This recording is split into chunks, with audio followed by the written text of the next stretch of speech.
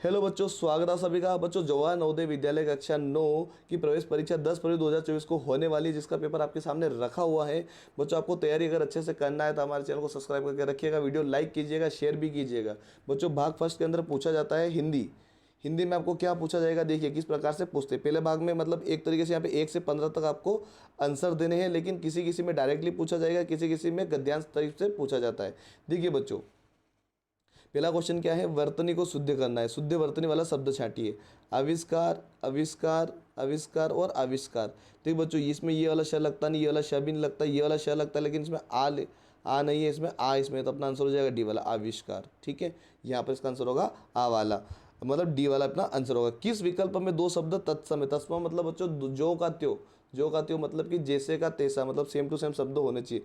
जैसे सूरज अग्नि अलग अलग है, भानु और आसमान अलग अलग है, आकाश और सितारा अलग अलग है, लेकिन दिनकर सूर्य एक ही होता है। सूर्य का पर्यायवाची शब्द होता है दिन का, इसका आंसर हो जाए, इसका भी डी हो जाएगा। क्वेश्चन नंबर 3 देखिए, उस विकल्प का चयन कीजिए जिसमें दोनों शब्द बादल के पर्यायवाची है। अब बताओ बादल के पर्यायवाची कौन कौन से?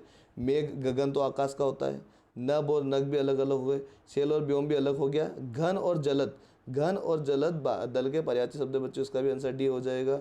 चौथा सवाल देखिए बच्चों, निम्न लिखित वाक्य में रिक्त स्थान के लिए उपयुक्त शब्द चुनिए। बैंक से लिया है तो चुकाना पड़ेगा। बैंक से क्या लिया? उधार, उद्धार, उधर या उधार। उधार लिया अपने, तो अपने ऑप्शन नंबर 20 का करेक्ट होगा बच्चों। इस प्रकार से इसका सॉल्यूशन होता है। ठीक है, पांचवा देखिए बच्चों, संज्ञा की विशेषता बताने वाले शब्दों को कहा जाता है। बच्चों, संज्ञा की विशेषता विश्लेषण से बताई जाती है। विश्लेषण को ही विशेषता का रूप दिया गया है। वी से वी, विशेषता और विश्लेषण एक ही शब्द है बच्चों, पकड़ लेना है।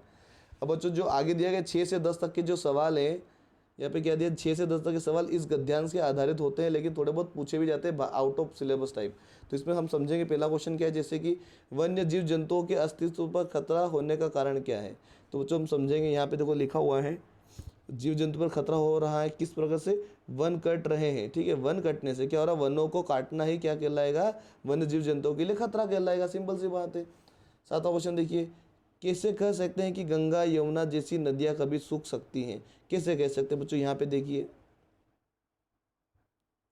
ग्लेशियर से निकलने वाली गंगा यमुना जैसी नदियां भी सूख जाती है। कौन सी? यहाँ पे लिखा गया है, कहाँ से लिखा गया देखिए, ग्लेशियर से निकलने वाली गंगा यमुना जैसी नदियां भी सूख सकती है। इसका आंसर क्या आ जाएगा? कौन सा पूछा था? ग्लेशियर से पिघल रहे हैं, है ना, ये वाला अपना आंसर बनेगा। ग्लेशियर के पिघल रहे, जो भी पिघलने से जो नदियां बनी ना, वो वापस सूख जाती है। जिन रोगों की चिकित्सा असंभव उन्हें क्या कहा जाता है? विनाशक, बिल्कुल गलत। असंभव, कुछ भी चीज असंभव नहीं होती। विलुप्त, विलुप्त तो क्या हो गया? विलुप्त हो गया तो आया कैसे सामने? असाध्य, मतलब कि चिकित्सा असंभव हो उसे असंभव नहीं बोलेंगे, उसको असाध्य बोलेंगे, उसे मतलब उसका कोई इलाज नहीं है ना। ठीक है, हमारे शरीर में अत्यंत विषैले पदार्थ किसके द्वारा पहुंच जाते हैं? हमारे अस्तित्व के कारण। भाई हमारे अस्तित्व क्यों बचेंगे?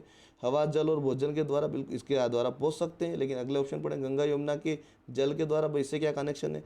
वन्य जीवों के जंतु, इससे भी क्या कनेक्शन है? अपना आंसर होगा हवा, जल और भोजन, क्योंकि हम जल भी पीते हैं, हवा सांस लेते हैं, भोजन खाते हैं। तो सिंपल सी बात है, इसकी वजह से हो सकता है। अनुच्छेद में आए गए शब्द का अर्थ बताना। संकट है, संकट का मतलब क्या होता है बच्चों? विनाशक नहीं, अन्यथा नहीं, प्रदूषण नहीं, खतरा। संकट यानी खतरा, इसका आंसर होगा खतरा। शुद्ध वाक्य छाटिए। हम तो पहले ही बता दिए थे, अजीब सा लग रहा है। हम तो पहले ही बताए थे, ये भी गलत लग रहा है।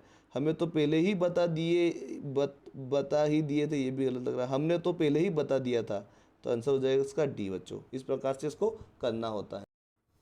देखिए बच्चों, ये थोड़ा सा ब्लर हो रहा है, इसलिए हमने जूम करके आपको दिखा देता हूँ मैं किस प्रकार से मैं पढ़ता भी हूँ, ध्यान से समझिएगा। वह शब्द पहचानिए जिसमें कोई उपसर्ग नहीं है।